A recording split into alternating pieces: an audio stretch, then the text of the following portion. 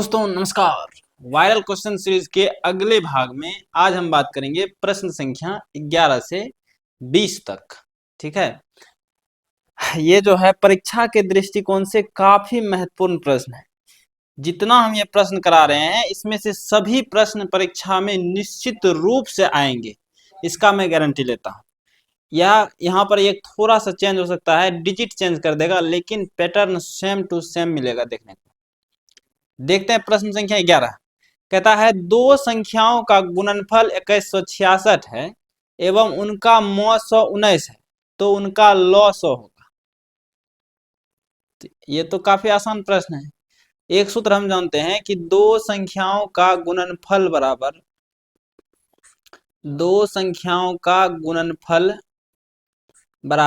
Law 100 गुना मौ 100। ठीक है और दो संख्याओं का गुणनफल दिया है 2166 और इनका मौ 100 दिया है और पूछा है लॉ 100, तो लॉ 100 के बदले लॉ 100 रखेंगे और मौ 100 दिया है 19। ठीक है, ये गुणों में है, इधर भेजेंगे भाग में, तो 2166/19 और इधर हमारा बचेगा लॉ 100। तो यहाँ से अब कटा दीजिए, उत्तर चले आएगा। 19 से खिलाएंगे तो 19 से कम 19, 2 6 26, 19 से कम 19, 7 6 76, 19 चौक 76, 114। ये हमारा उत्तर। ठीक है, ऑप्शन सी हो जाएगा सही जवाब। इसी तरह का एक और प्रश्न लिए हैं ताकि आपको पूरी तरह से समझ में आ जाए। कहता है दो संख्याओं का गुणनफल इतना है 8670 तथा उनका HCF 17 है, और तो उनका LCM बताइए।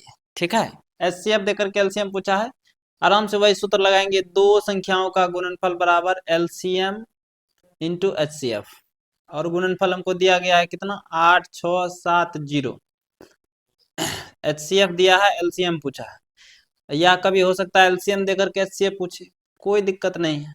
ये गुणों में है, उधर भेजेंगे भाग में, तो 8670/17 बराबर LCM। 17 से खिलाएंगे, 17 × 5 = 85, 1 7, 17 17 कम 17 0, तो LCM का मान आ गया 510। Option D. इस तरह का एक प्रश्न निश्चित रूप से परीक्षा में देखने को मिलेगा। अब देखते हैं प्रश्न संख्या 12। कहता है समांतर श्रेणी का यानी 2 7 12 का 10वां पद। ये एपी का सबसे महत्वपूर्ण सवाल है और सबसे आसान सवाल है। 2 7 12 का 10वां पद, तो हम जानते हैं 10वां पद होता है A10, जो कि A + 9D के बराबर होता है। ठीक है, और A होता है पहला पद। पहला पद हमारा 2 है प्लस 9 × D। D होता है कॉमन डिफरेंस, किन्हीं भी लगातार दो पदों का अंतर हमारा D होता है, और D बराबर होता है A2 - A1, तो 7 घटा 2 5, तो ये रख दिए 5, तो 2 + 9 = 45, 45 2 कितना 47। यही हमारा उत्तर। इसका ऑप्शन नहीं दे पाए, लगता भूल गए। इसी तरह का एक और प्रश्न है, समांतर श्रेणी 5 8 11 14 का 12वां पद है। ठीक है, इसका 12वां पद निकालना है, तो 12वां पद हो जाएगा A12, जो कि A + 11D के बराबर होगा। A हमारा 5 है पहला पद, और 11 × D। D होता है A2 - A1, यानी 8 घटा 5, जो कि 3 के बराबर हो जाएगा। तो D का मान यहाँ 3 रख दिए, तो 5 + 11 = 33, 33 और 5 कितना 38। यही हमारा उत्तर।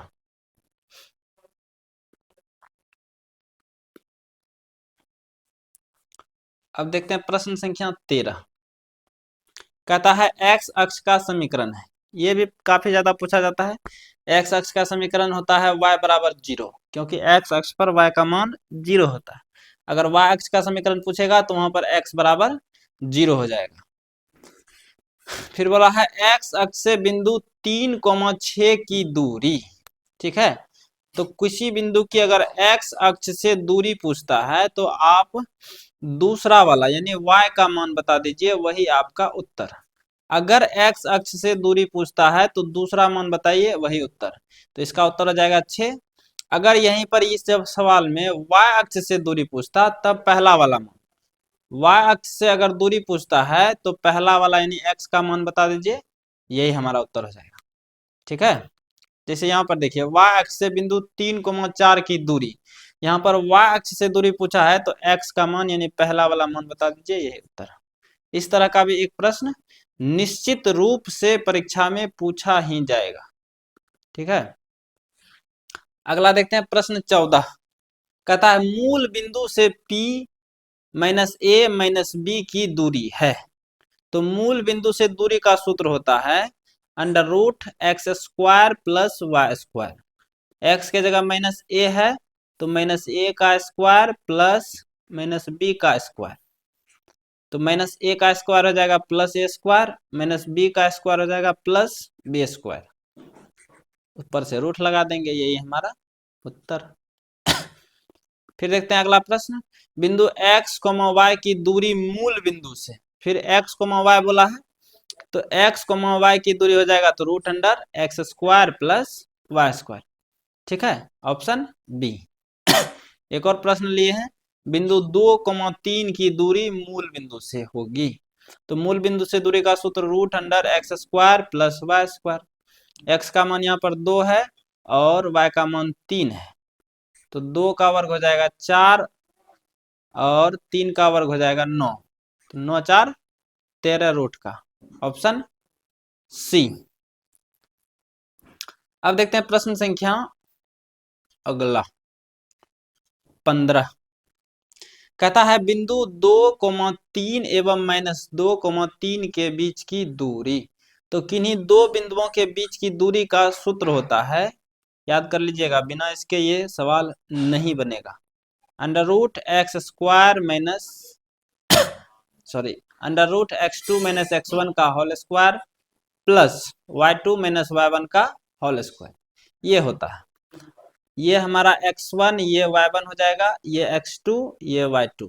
ठीक है, तो x2 का मान -2 और x1 का मान 2, तो -2 माइनस यहाँ पर 2 ही है x1 का स्क्वायर प्लस y2 का मान है 3 माइनस y1 का मान है 3, 3 माइनस 3 तो ये तो 0 हो जाएगा, तो -2 हो जाएगा -4 का वर्ग और 3 माइनस 3 ये तो 0 ही हो गया, तो -4 का वर्ग हो जाएगा प्लस का 16 और 16 का वर्गमूल हो जाएगा 4, ऑप्शन बी। इसी तरह का एक और प्रश्न ले लिए हैं ताकि अच्छे से समझ में आ जाए कि बिंदुओं 4, -1 और 2, 3 के बीच की दूरी है। ये भी हमारा डिस्टेंस फॉर्मूला से बनेगा।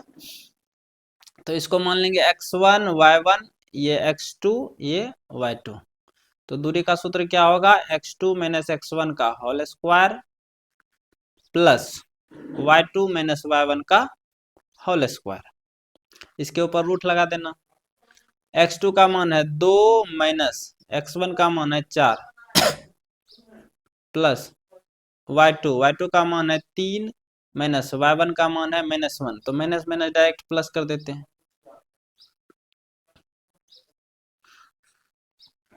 तो अब इसको हल कर देना है।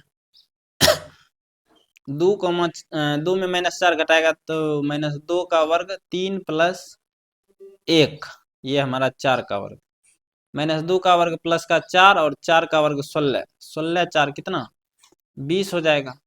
और 20 का अगर हम वर्गमूल करेंगे तो 2 गुना 2 गुना 5, 2 दूना 4 5 20, तो 2 ठो 2 में से 1 ठो 2 निकल जाएगा, तो 2 रूट 5 मात्रक, यही हमारा उत्तर। तो इस तरह का एक प्रश्न यहाँ भी निश्चित रूप से आएगा। अब देखते हैं प्रश्न 16। कहता है दो लगातार संख्याओं का मौस। तो इसको आसानी से कर सकते हैं। दो लगातार संख्या बोला है तो कोई संख्या ले लीजिए, मान लीजिए 3 4 ले लेते हैं।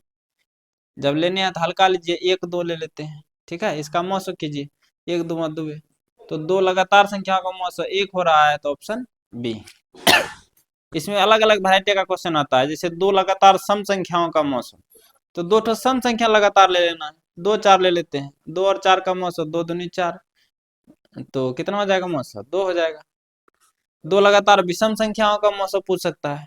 विषम संख्या कोई 2 ठो ले लेंगे, 1 और 3 ले लेते हैं, तो 1 और 3 का मौसम 1 या 3 है, तो यहाँ पर हमारा मौसम 1 हो जाएगा, 2 लगातार विषम संख्या। ठीक है, दो लगातार अभाज्य संख्याओं का पूछ देगा मौसा, ठीक है।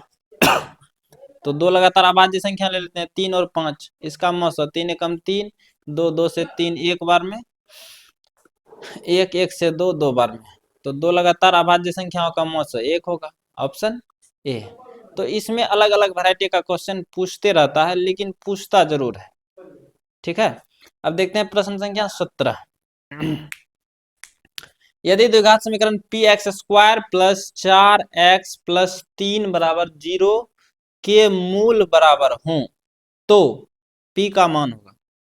तो एक चीज हम जानते हैं कि मूल हमारा बराबर तब होता है जब d का मान 0 के बराबर, उसी कंडीशन में मूल समान होता है, ठीक है। और d का सूत्र होता है बी स्क्वायर माइनस 4ac, ये 0 के बराबर हो जाएगा। अब d देखिए, b होता है x का गुणांक, x का गुणांक यहाँ पर 4 है तो 4 का वर्ग माइनस 4 इंटू ए होता है x स्क्वायर का गुणांक जो कि p है, और c होता है अचर पद, अचर पद हमारा यहाँ पर 3 है, बराबर 0। अब 4 का वर्ग हो जाएगा 16 माइनस 4 तिया 12p बराबर 0, ये माइनस में है उधर टपाएंगे प्लस में, तो 16 बराबर 12p, यहाँ पर अब ये गुणों में है इधर टपाएंगे भाग में, तो 16 बटा 12 बराबर p, 4 से खिलाएंगे 4 तिया 12 4 चौक 16, तो p का मान ऊपर में 4 नीचे में 3, यही हो जाएगा ऑप्शन बी। काफी आसान सवाल है। एक चीज दिमाग में रखना है कि d जब 0 के बराबर होगा उसी कंडीशन में मूल बराबर होता है। अगले प्रश्न में समझते हैं, एक और प्रश्न लिए हैं इसी तरह का कि के किस मान के लिए द्विघात समीकरण 9x square plus 3kx plus 4 बराबर 0 के मूल समान है। यहाँ पर भी मूल समान है, इसका मतलब d का मान 0 के बराबर है। d यानी क्या, बी स्क्वायर माइनस 4ac 0 के बराबर है। b होता है x का गुणांक, x का गुणांक यहाँ पर 3k है, तो 3k का वर्ग कर देंगे माइनस 4 इंटू ए होता है एक्स स्क्वायर का गुणांक जो कि 9 है, और c होता है अचर पद जो कि 4 है, बराबर 0। अब इसको हल कर देना है, 3 का वर्ग 9, k का वर्ग k स्क्वायर, और यहाँ पर ये हो जाएगा 4 चौक 16, 16 गुना 9 144 माइनस का बराबर 0, ये माइनस में है उधर टपाएंगे प्लस में, तो 9k स्क्वायर बराबर 144, यहाँ पर ये गुना में है उधर भेजेंगे भाग में, तो k स्क्वायर बराबर 144 बटा 9, 16 बार में जाएगा। अब यहाँ पर देखिए k स्क्वायर बराबर 16 हुआ, ये स्क्वायर को उधर टपाएंगे तो हमारा हो जाता है स्क्वायर रूट यानी वर्गमूल, तो 16 का वर्गमूल हो जाएगा प्लस माइनस 4, क्योंकि ध्यान रखिएगा कोई भी चीज अगर वर्गमूल होता है किसी चीज का तो वह प्लस और माइनस दोनों मान देता है, तो इसका हो जाएगा ऑप्शन बी। अगर माइनस नहीं है तो डायरेक्ट प्लस हो जाएगा, कोई दिक्कत नहीं है, लेकिन अधिकतर प्रश्न में आपको माइनस निश्चित रूप से दिखाई देता है। अब देखते हैं प्रश्न संख्या अगला 18, सेक 90 माइनस ए, तो ये सूत्र होता है 90 माइनस थीटा बेस्ड क्वेश्चन। सेक 90 माइनस थीटा होता है कोसेक थीटा, यहाँ थीटा की जगह ए है तो एंगल हम ए कर देंगे। उसी तरह एक और प्रश्न sine 90 minus theta, sine 90 minus theta होता है कॉस थीटा, ये सब सूत्र है direct formula. Tan 90 minus alpha हो जाएगा कॉट अल्फा, ऑप्शन सी। इसके अलावे भी आ सकता है किसी तरह का प्रश्न, पूछ देगा cosec 90 minus alpha, cosec 90 minus beta, तो सेक बीटा हो जाएगा, ठीक है। 90 माइनस थीटा का क्वेश्चन होता है कि अगर किसी चीज को 90 माइनस थीटा देके पूछता है तो साइन कॉस के बराबर हो जाएगा, यानी sine 90 minus theta cos theta और cos 90 minus theta sine theta, tan 90 minus theta cot theta और cot 90 minus theta tan theta. Sec 90 minus theta होता है कोसेक थीटा और कोसेक 90 माइनस थीटा होता है सेक थीटा, इस तरह से। अब देखते हैं अगला प्रश्न, प्रश्न संख्या 19 कहता है निम्नलिखित में से कौन किसी घटना की प्रायिकता नहीं हो सकती। तो एक चीज ध्यान में रखना है कि किसी भी घटना की प्रायिकता का अधिकतम मान 1 होता है और न्यूनतम मान 0 होता है। ठीक है, किसी भी घटना की प्रायिकता का मान 1 से अधिक नहीं होगा और 0 से कम नहीं होगा। कोई भी घटना हो इस दुनिया में, उसकी प्रायिकता का मान 1 से अधिक नहीं होगा, 0 से कम नहीं होगा। तो यहाँ पर हमको ऑप्शन बी में साफ साफ 2.5 दिखाई दे रहा है, मतलब 1 से अधिक है, तो ये कभी नहीं होगा। आगे ऑप्शन चेक करने का कोई जरूरत नहीं है। अगला हमारा 4 ऑप्शन लिए थे, 0.7, -0.6, 0.9 और 0.8। तो यहाँ पर ऑप्शन बी में देखिए साफ साफ दिखाई दे रहा है कि माइनस में है और किसी भी घटना की प्रायिकता का मान कभी भी ऋणात्मक नहीं होता है। अब आज का आखिरी प्रश्न ले रहे हैं, प्रश्न संख्या 20। एक पासे को फेंकने पर एक अभाज्य संख्या आने की प्रायिकता ज्ञात कीजिए। तो प्रायिकता का सूत्र हम बताए थे, फिर भी बता देते हैं। P बराबर NE/NS होता है। NE हमारा अनुकूल परिणाम और NS कुल परिणाम। जब एक पासा, पासा मतलब होता है लूडो का छक्का, एक पासा को एक बार फेंकते हैं तो कुल परिणाम 6 आता है। 1 2 3 4 5 6, यही तो होता है छक्का में। तो कुल परिणाम 6, यानी NS कितना हो जाएगा 6। और पूछा है NE। NE जो है क्या है, एक अभाज्य संख्या होना चाहिए, अभाज्य संख्या। तो अभाज्य संख्या क्या सब है, 2 3 और 5। 2 3 5 यानी क्या है 3 ठो। तो P बराबर NE/NS। NE का मान है 3 और NS का मान है 6। 3 एकम 3, 3 दूना 6, 1/2। Option A. इसी तरह का एक और प्रश्न यहाँ पर लिए हैं, एक पासा फेंकने पर सम संख्या आने की प्रायिकता। तो पासा को फेंकेंगे तो कुल परिणाम 6, 1 2 3 4 5 6, ये हमारा NS का मान निकल गया।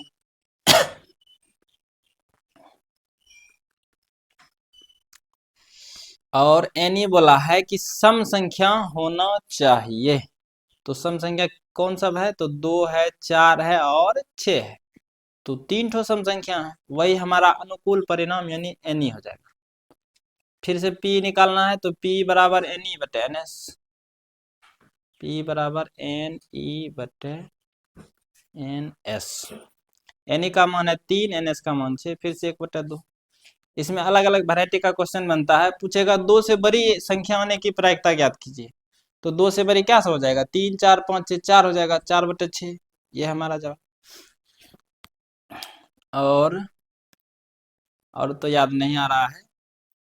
एक और प्रश्न यहाँ पर नीचे बच गया था कि एक सिक्का उछालने पर पट आने की प्रायिकता ज्ञात कीजिए। तो एक सिक्का उछालते हैं तो कुल परिणाम 2 आता है, या तो हेड या टेल। हेड को कहते हैं चित्त और टेल को कहते हैं पट, यानी 2।